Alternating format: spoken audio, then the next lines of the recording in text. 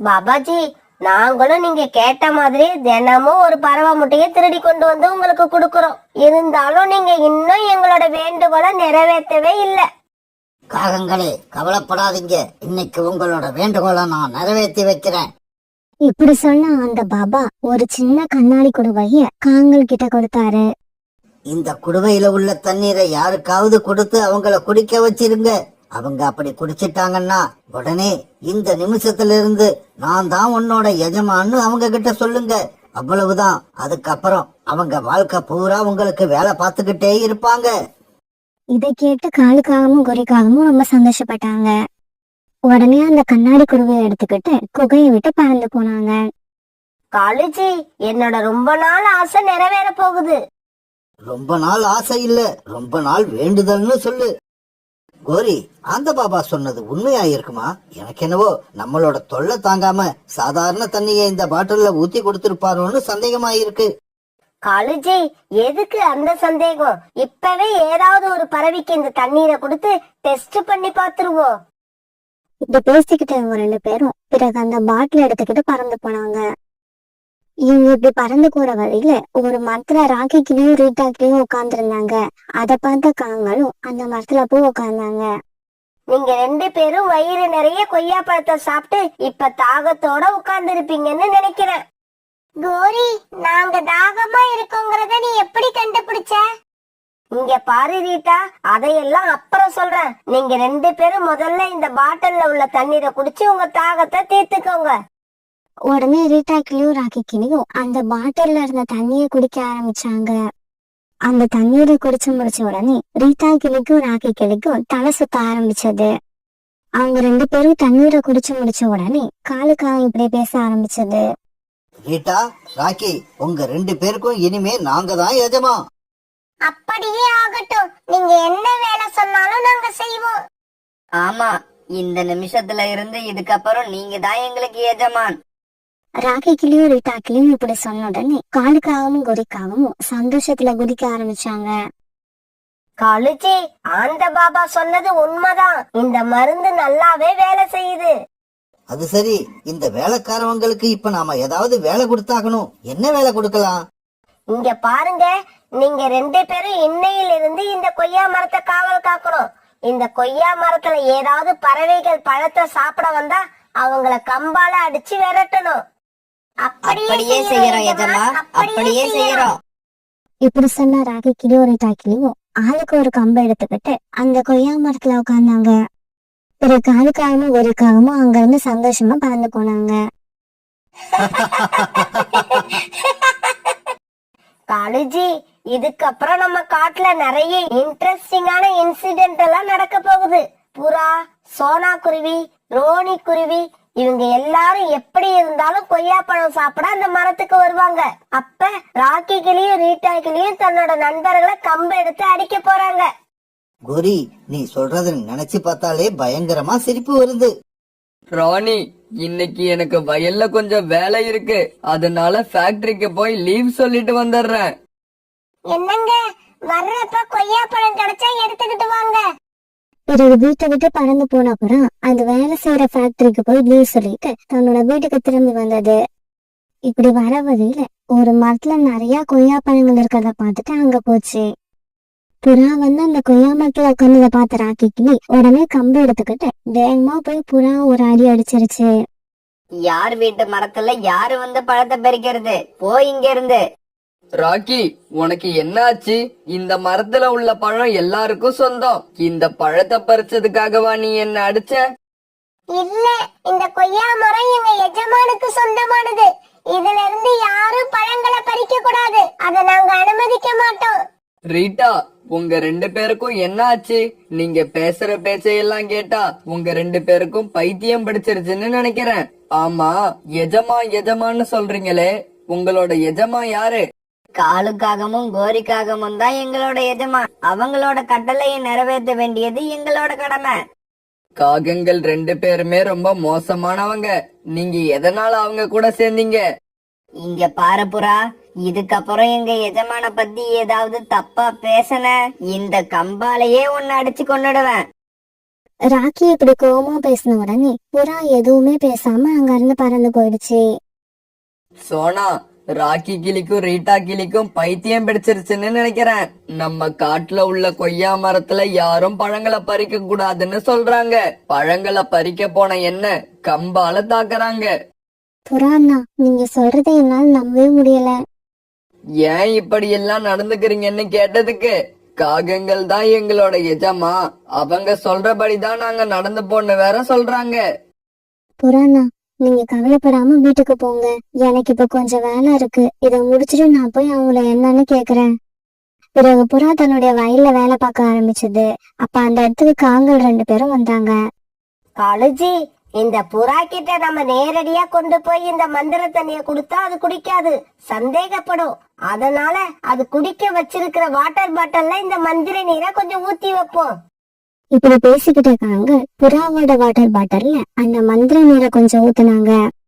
கொஞ்ச நேரம் கழிச்சு புறாவுக்கு தாகம் எடுக்கவே புறா அந்த பாட்டில எடுத்து தண்ணியை குடிச்சது. உடனே காங்கள் 2 பேரும் அந்த இடத்துக்கு வந்துட்டாங்க. டேய் புறா, நாங்க 2 பேரும் தான் இனிமே உன்னோட எஜமா. இனிமே நீ நாங்க சொல்ற எல்லா வேலையையும் செய்யணும். கவலைப்படாதீங்க, நீங்க சொல்ற வேலையை நான் செய்வேன். ஏன்னா நீங்க தான் என்னோட எஜமான். சரி சரி, சீக்கிரமா இந்த இடத்துக்கும் பக்கத்துல நாங்க வசிக்கிறதுக்காக ஒரு வீட்டை கட்டு. அந்த வீடு ரொம்பவும் அழகா இருக்கணும். எஜமானி, நீங்க கவலைப்படாம போங்க. நீங்க சொன்ன மாதிரியே ஒரு வீட்டை கட்டி முடிக்கிறேன். அன்னைக்கு சாயங்காலம் பறந்து போய்கிட்டு இருந்த ராணி புறா சோனா குருவி வீட்டு வாசல்ல உட்கார்ந்து இருந்ததை பார்த்துட்டு அங்க போச்சு. சோனா, வயல்ல வேலை பார்க்க போனவரு இப்ப வரைக்கும் வீட்டுக்கு திரும்பி வரல. அவரை பார்க்கலாம்னு தான் போய்கிட்டு இருக்கேன். அப்படியா, இரு நானும் உன் கூட வரேன்.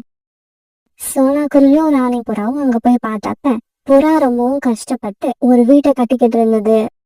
என்னங்க, வீட்டுக்கு வராம இன்னும் என்ன பண்ணிக்கிட்டு இருக்கீங்க? இந்த வீட்டை யாருக்காக கட்டுறீங்க? இங்க பாருங்க, வேலை செய்யறப்ப வந்து டிஸ்டர்ப் பண்ணாதீங்க. என்னோட எஜமான் வர்ற நேரம், அவங்க வர்றதுக்குள்ள நீங்க சீக்கிரமா இடத்த காலி பண்ணுங்க. என்னது எஜமானா? புறா அண்ணா, யார் உங்களோட எஜமான்? காலுக்காகவும் கோரிக்காகவும் அவங்க 2 பேரும் தான் எனக்கு எஜமான். அவங்க எனக்கு மட்டும் இல்ல, இந்த காட்டுக்கே எஜமான். என்னங்க, என்ன பைத்தியம் முடிச்ச மாதிரி பேசுறீங்க? என்னாச்சு உங்களுக்கு? ராணி, எதுவும் பேசாத. ராக்கி கிளிக்கும் ரீட்டா கிளிக்கும் என்ன நடந்துச்சோ அதேதான் புறா அண்ணனுக்கும் நடந்திருக்கு. இப்ப நாம இதெல்லாம் எப்படி நடக்குதுன்னு கண்டுபிடிச்சாகணும். இந்த நிகழ்ச்சிக்கு அப்புறம் சோனா குருவி காங்களை கண்காணிக்க ஆரம்பிச்சது. ஒரு நாள் காங்கள் எங்கேயோ பறந்து போறத பார்த்த சோனா குருவியும் அவங்க பின்னாடியே பறந்து போச்சு. இப்படி போன காங்கள் 2 பேரும் ஒரு மரத்து மேல உட்கார்ந்து இருந்த ரோனி குருவி கிட்ட பேச ஆரம்பிச்சாங்க. இதையெல்லாம் ஒரு மரத்துக்கு பின்னால மறைஞ்சிருந்த சோனா குருவி பாத்துக்கிட்டே இருந்தது. பிறகு ரோனி குருவி காங்கள் கிட்ட இருந்த பாட்டில வாங்கி தண்ணீர் குடிச்சது. இங்க பாரு ரோனி, இதுக்கப்புறம் நாங்க தான் உன்னோட எஜமா, நீ எங்களோட சர்வன். ஆமா, நீங்க 2 பேரும் தான் என்னோட எஜமான். நீங்க என்ன சொன்னாலும் நான் கேட்பேன். ஓஹோ, அப்படின்னா புறான்னா ராக்கி கிளி ரீட்டா கிளி இவங்களுக்கெல்லாம் இதான் நடந்திருக்கா? அப்படின்னா காங்கள் வச்சிருக்க வாட்டர் பாட்டில்ல தான் ஏதோ விஷயம் இருக்கு. அந்த பாட்டில்ல உள்ள தண்ணீரை அவங்களையே குடிக்க வைக்கணும். அதுதான் அவங்களுக்கு சரியான தண்டனையா இருக்கும். இங்க பாரு ரோனி, இந்த காட்டுலயே ஒரிஜினல் தேன் எங்க இருக்குன்னு பார்த்து எங்களுக்கு சீக்கிரமா எடுத்துக்கிட்டு வா. காங்கள் இப்படி சொன்ன உடனே ரோனி குருவி உடனே அங்க இருந்து பறந்து போச்சு. காலுஜி, ரோனி குருவி தேன் எடுத்துக்கிட்டு வர்றதுக்கு எப்படியும் 1 மணி நேரம் ஆகும். வாங்க, அந்த நேரத்தை வீணடிக்காம ஒரு மரத்தடியில படுத்து தூங்குவோம். பிறகு காங்கள் 2 பேரும் ஒரு மரத்தடியில படுத்து தூங்க ஆரம்பிச்சாங்க. இந்த சமயத்தை எதிர்பார்த்துக்கிட்டு இருந்த சோனா குருவி அந்த மந்திர பாட்டில எடுத்துக்கிட்டு வேகமா பறந்து போச்சு. இப்படி போன சோனா குருவி நேரா காங்களோட வீட்டுக்கு போய் காங்கள் குடிக்க வச்சிருந்த மண்பானையில அந்த மந்திர நீரை ஊத்துச்சு. மந்திர நீரை பானையில ஊத்துன சோனா குருவி பிறகு காங்கள் இருந்த இடத்துக்கு போய் அந்த பாட்டில இருந்த இடத்துலயே வச்சிருச்சு. பிறகு அங்கிருந்து காங்கள் வீட்டுக்கு திரும்பி வந்த சோனா குருவி ஒரு இடத்துல மறைஞ்சிருந்து காங்களை எதிர்பார்த்து காத்திருந்தது. ரோனி குருவி கொண்டு வந்த தேனை குடிச்ச காங்கள் 2 பேரும் தங்களோட வீட்டுக்கு திரும்பி வந்தாங்க. ஓரி, நாம ஆந்த பாபா கிட்ட இருந்து வாங்கிட்டு வந்த இந்த மந்திர தண்ணிய வச்சு கூடிய சீக்கிரம் சோனா குருவியையும் நம்மளோட வேலைக்காரியா மாத்தணும். காலுஜி, அதையெல்லாம் அப்புறம் பாத்துக்கலாம். கொஞ்சம் தண்ணி எடுங்க. தேன் குடிச்சதால எனக்கு தாகம் அதிகமா இருக்கு. கோரி, எனக்கும் தாகமா தான் இருக்கு. நானும் தண்ணி குடிக்கணும். இப்படி பேசிக்கிட்ட காங்கள் 2 பேரும் பிறகு ஆளுக்கு ஒரு கிளாஸ் தண்ணி எடுத்து குடிக்க ஆரம்பிச்சாங்க. இந்த சமயத்துல மறைஞ்சிருந்த சோனா குருவி காங்கள் கிட்ட வந்துச்சு. இங்க பாருங்க காங்களே, இனிமேல் உங்க 2 பேருக்கும் நான் தான் எஜமானி. நீங்க 2 பேரும் என்னோட வேலைக்காரங்க. எஜமானி அம்மா, நீங்க சொல்றது உண்மை. நாங்க உங்களோட அடிமைகள் தான். ஆமா எஜமானி அம்மா, என்ன வேலைன்னு சொல்லுங்க, நாங்க இப்பவே செஞ்சு முடிக்கிறோம். பிறகு சோனா குருவி நேரா ஆந்த பாபா கிட்ட பறந்து போச்சு. பாபாஜி, நீங்க கொடுத்த மந்திர தண்ணீரை குடிச்சிட்டு புத்தி மாறி போன பறவைகளை எல்லாம் மறுபடியும் சரி பண்றதுக்கான மருந்து கொடுங்க. இல்லனா உங்களை பத்தி காட்டு அரசர்கிட்ட கம்ப்ளைண்ட் பண்ண வேண்டி வரும். குருவி, அவசரப்படாத, நீ கேட்ட மருந்து நான் இப்பவே கொடுக்கறேன். பிறகு ஆந்த பாபா கொடுத்த மருந்து எடுத்துக்கிட்டு தன்னோட இடத்துக்கு வந்த சோனா குருவி ரீட்டா கிளி, ராகி கிளி, புறா, ரோனி குருவி இப்படி இவங்க எல்லாருக்கும் அந்த மருந்து கொடுத்து அவங்கள பழையபடி மாத்திருச்சு. சோனா, எங்களை எல்லாம் பழையபடி மாத்தினதுக்கு உனக்கு ரொம்ப நன்றி. நண்பர்களே, நன்றி சொல்றதெல்லாம் இருக்கட்டும், சீக்கிரமா என்னோட வீட்டுக்கு வாங்க, உங்களுக்கு எல்லாம் ஒரு அதிசயத்தை காட்டுறேன். இவங்க எல்லாம் சோனா குருவி வீட்டுக்கு போனப்ப அங்க காலுக்காகவும் கோரிக்காகவும் பாத்திரங்களை சுத்தம் பண்ணிக்கிட்டு இருந்தாங்க. வாங்க எஜமானி அம்மா, வாங்க. எஜமானி அம்மா, நீங்க சொன்ன மாதிரியே எல்லா பாத்திரங்களையும் சுத்தம் பண்ணிக்கிட்டு இருக்கோம். சோனா, அந்த மாத்து மருந்த கொடுத்து இவங்களையும் பழையபடி ஆக்கிடு. இல்ல இல்ல, இவங்க செஞ்ச தவறுக்கு இன்னும் 1 வருஷம் இவங்க 2 பேரும் இப்படியே சோனா குருவி வீட்டுல வேலை பார்த்துக்கிட்டு இருக்கட்டும். புறா சொன்னதை கேட்டு அங்க இருந்த பறவைகள் எல்லாரும் சந்தோஷமா சிரிச்சாங்க. அன்னைக்கு சாயங்காலம் நேரத்துல காத்து ரொம்ப வேகமா வீச ஆரம்பிச்சது. இப்படி வேகமா வீசின காத்துல சோனா குருவியோட கூடு திடீர்னு கலைஞ்சு கொண்டுச்சு. உடனே சோனா குருவி தன்னுடைய கூட்டை அவசரமா சரி செய்ய ஆரம்பிச்சது. அம்மா, இந்த கூட்ட ராத்திரிக்குள்ள சரி செய்ய முடியுமா? இத சரி செய்யலன்னா நாம எங்க போய் தங்குறது? செஞ்சுடுவேன் பியூட்டி, இன்னும் கொஞ்சம் நேரம் தான். காத்து மட்டும் இப்படி வேகமா வீசுதன்னா நான் இந்நேரம் நம்ம கூட்டை சரி பண்ணிருப்பேன். அந்த நேரம் பார்த்து பயங்கரமா காத்தடிச்சு அந்த காட்டை கருமேகங்கள் சூழ ஆரம்பிச்சது. அம்மா அம்மா, வானத்தை பார்த்தா மழை வர மாதிரி இருக்கு. பியூட்டி இப்படி சொல்லி முடிக்கிறதுக்குள்ள மழையும் பெய்ய ஆரம்பிச்சிருச்சு. அந்த சமயத்துல திடீர்னு காத்து வேகமா வீச ஆரம்பிக்க சோனா குருவி சரி பண்ணிக்கிட்டு இருந்த கூடும் அந்த காத்துல பறந்து போயிடுச்சு. எவ்வளவு நேரமா இந்த கூட்டை சரி பண்ண முயற்சி பண்ணின என்னோட முயற்சியெல்லாம் இப்ப வீணா போயிடுச்சு. சோனா குருவி இப்படி சொல்லிக்கிட்டு இருக்கும்போது காலுக்காம அந்த இடத்துக்கு பறந்து வந்துச்சு. குருவி, இந்த மழையில எதுக்காக உன் குழந்தைய வச்சுக்கிட்டு கஷ்டப்படுற? பேசாம என்னோட வீட்டுக்கு வா, அங்க நிறைய இடம் இருக்கு. காகமே, நீங்க இப்ப செய்யற உதவியை நான் என்னைக்கும் மறக்க மாட்டேன். இப்படி சொன்னா சோனா குருவி பிறகு தான் பொண்ணு பியூட்டியை கூப்பிட்டுக்கிட்டு காலுக்காவது கூட அது வீட்டை நோக்கி பறந்து போச்சு. காகமே, எனக்கு இப்பதான் நிம்மதியா இருக்கு. என் பொண்ணை வச்சுக்கிட்டு இன்னைக்கு ராத்திரி என்ன பண்ணுங்கன்னு நினைச்சு பயந்துகிட்டே இருந்தேன். இப்ப அந்த பயம் என்னை விட்டு போயிடுச்சு. குருவி, நீ அந்த கூட்டுல உட்காராத, அது என் மனைவியோட கூடு. நீ உன் குழந்தைய கூப்பிட்டுக்கிட்டு வந்து என்னோட கூட்டுல படுத்துக்க, நான் கீழே படுத்துக்கிறேன். காலுக்காக இப்படி சொல்லிட்டு இருக்கும்போது கோரிக்காகம் வீட்டுக்குள்ள வந்துருச்சு. கோரிக்காகம் ரொம்ப ஆணவமும் திமிரும் பிடிச்ச காகம். கோரிக்காக வரதை பார்த்த உடனே சோனா குருவி அவசரமா தாவி போய் காலுக்காக உட்கார்ந்துருந்த கூட்டுல போய் உட்காந்துக்குச்சு. காலுஜி, இந்த குருவி இங்க என்ன பண்ணிக்கிட்டு இருக்கு? சகோதரி, நான் என்னோட கூட்டை சரி பண்ணிக்கிட்டு இருக்க சமயத்துல திடீர்னு காத்தடிச்சு மழை பெய்ய ஆரம்பிச்சிருச்சு. அதுல என்னோட கூடு காத்துல பறந்து போயிடுச்சு. இந்த சமயத்துல அந்த தெய்வம் மாதிரி வந்து உங்க கணவர் என்ன உங்க வீட்டுக்கு அழைச்சிட்டு வந்தாங்க. காலுஜி, என்ன கேட்காம நீங்க எப்படி இந்த குருவியை என்னோட வீட்டுக்குள்ள அழைச்சிக்கிட்டு வந்தீங்க? இப்பவே இந்த குருவியை வெளியே அனுப்பிடுங்க. இன்னும் 1 நிமிஷம் இந்த குருவி வீட்டுக்குள்ள இருந்தா நான் உங்களையும் சேர்த்து வெளியில அனுப்பிடுவேன். கோரி, நீ ஏற்கனவே யாரும் நம்ம கிட்ட வந்து உதவி கேட்க கூடாதுன்னு நினைச்சு இப்படி தனியான இடத்துல வீடு கட்டி இருக்க. இந்த இடத்துல நமக்கும் பக்கத்துல இருக்கிறது இந்த குருவி மட்டும்தான். இப்ப இந்த குருவிக்கு நாம உதவி செஞ்சாதான் நாளைக்கு நமக்கு ஒரு கஷ்டம்னா இந்த குருவி நாம செஞ்ச உதவியை நினைச்சு பார்க்கும். காலுஜி, ஒரு கூடு கூட இல்லாத இந்த குருவி எனக்கு என்ன உதவி செய்ய போகுது? இதை இப்ப வெளியில அனுப்ப போறீங்களா இல்லையா? சகோதரி, என்னால உங்களுக்குள்ள சண்டை வேண்டாம். நான் இப்பவே வீட்டை விட்டு வெளியில போயிடுறேன். இப்படி சொன்ன சோனா குருவி பிறகு தான் பொண்ணு பியூட்டியை கூப்பிட்டுக்கிட்டு காலுக்காகத்தோட வீட்டை விட்டு வெளியில போயிடுச்சு. காங்களோட வீட்டை விட்டு வெளியில வந்த சோனா குருவி தான் பொண்ணு பியூட்டி கூட ஒரு மரத்துல உட்கார்ந்து இருந்துச்சு. கடவுளை, என் மனசுக்கு தெரிஞ்சு இது வரைக்கும் நான் யாருக்கும் எந்த தீங்கும் செய்ததில்லை. என்னால முடிஞ்ச வரைக்கும் மற்றவங்களுக்கு உதவி செஞ்சுக்கிட்டு தான் இருக்கேன். இன்னைக்கு நான் கஷ்டப்படுறப்ப எனக்கு உதவி செய்ய யாருமே இல்லை. இந்த சமயம் வானத்துல பிரகாசமான ஒளி தெரிஞ்சது. அந்த ஒளி கொஞ்சம் கொஞ்சமா அப்படியே ஒரு தேவதையா மாறிடுச்சு. பிறகு அந்த தேவதை கொஞ்சம் கொஞ்சமா நகர்ந்து சோனாக்குருவிக்கு வந்து சேர்ந்துச்சு. சோனா குருவி, நீ எப்பவும் மற்ற பறவைகளுக்கு உதவி செய்வன்னு எனக்கு தெரியும். அதனாலதான் இக்கட்டான சூழ்நிலையில இருக்கிற உனக்கு உதவி செய்யறதுக்காக நான் இப்ப வந்திருக்கிறேன். தேவதையே, என்னோட மனசு ரொம்பவும் கஷ்டப்படுது. இருக்கிறதுக்கு பாதுகாப்பான ஒரு இடம் இல்லாம நானும் என்னோட பொண்ணும் ரொம்ப துன்பப்படுறோம். சோனா குருவி, நீ எதை பத்தியும் கவலைப்படாம என் பின்னாலேயே வா. இப்படி சொன்ன அந்த தேவதை முன்னாலே நகர்ந்துக்குவாங்க. சோனா குருவியும் பியூட்டியும் அது பின்னாலேயே பறந்து போனாங்க. இப்படி இவங்க கொஞ்ச தூரம் போனதுக்கு அப்புறம் ஒரு பெரிய தக்காளி தோட்டத்துக்கு வந்து சேர்ந்தாங்க. அங்க வந்து சேர்ந்ததும் தேவதை தன்னோட மந்திர சக்தியால அந்த தோட்டத்துல இருந்த ஒரு சின்ன தக்காளிய ஒரு பெரிய வீடா மாத்திடுச்சு. அதை பார்த்த சோனாக்குருவியும் பியூட்டியும் ரொம்பவும் ஆச்சரியப்பட்டாங்க. இது பெரிய அதிசயம்தான். இது வரைக்கும் சின்னதா இருந்த ஒரு தக்காளி இப்ப இவ்வளவு பெரிய வீடா மாறிடுச்சு. சோனா குருவி, இந்த வீடு நான் உனக்காக தான் உண்டாக்குனேன். நீ இப்ப இந்த வீட்டுக்குள்ள போய் சந்தோஷமா வாழலாம். இனிமே எப்படி மழை பெஞ்சாலும் சரி, எப்பேற்பட்ட வெயில் அடிச்சாலும் சரி, எந்த சூழ்நிலையிலும் உனக்கும் உன்னோட குழந்தைக்கும் எந்த பாதிப்பும் வராது. அழகான தேவதையே, இந்த மழையில இருந்து எங்களோட உயிரை காப்பாத்துனதுக்கு உங்களுக்கு ரொம்ப நன்றி. இப்படி சொன்ன சோனாக்குருவி பிறகு அந்த வீட்டுக்குள்ள பயந்து போச்சு.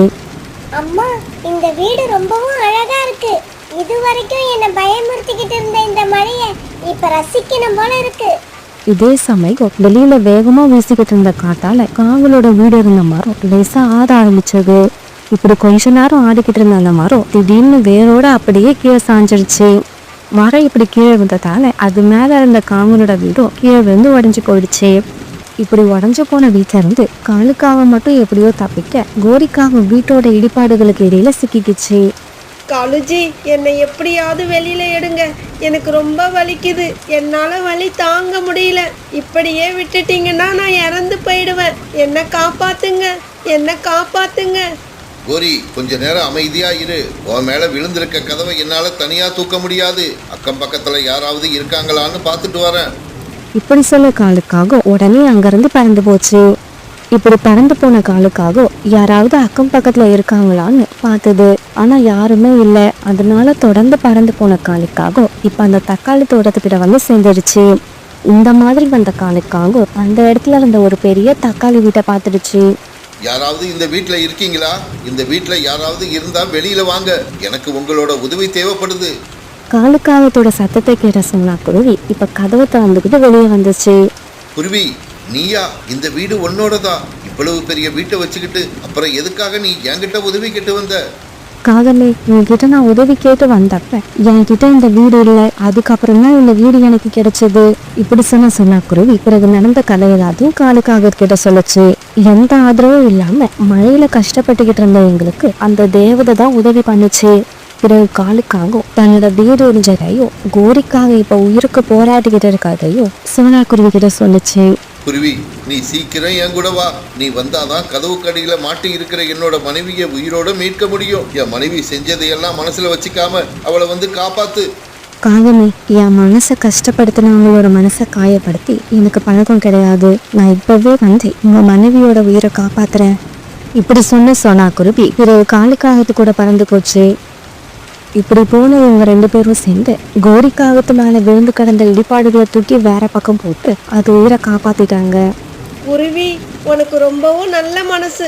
உனக்கு நான் கெட்டது செய்ய நினைச்சேன். ஆனா நீ அதையெல்லாம் மனசுல வச்சுக்காம என்னோட உயிரை காப்பாத்தி இருக்க. உன்னோட மனசையும் என்னோட மனசையும் நினைச்சு பார்த்தா எனக்கு ரொம்ப வெக்கமா இருக்கு.